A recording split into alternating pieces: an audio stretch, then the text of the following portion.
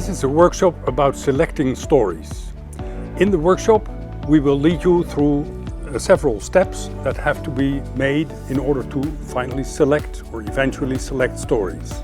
The first thing is that you need to think of an issue or a domain to work on within civic or basic education.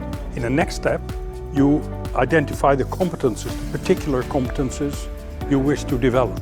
But then still you don't know which story to choose, so again a next consideration would be, but how do I wish to involve the story? Is it an appetizer? Is it something during the course? Is it something to talk about?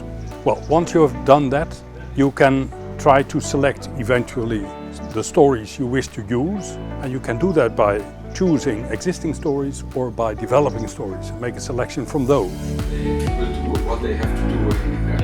I think to select stories and competences, there are probably countless of possibilities.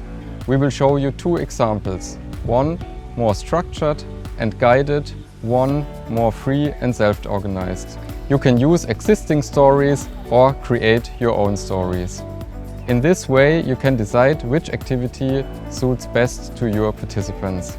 Use the activities presented here as a template, modify them, adapt them, and make them work best for you.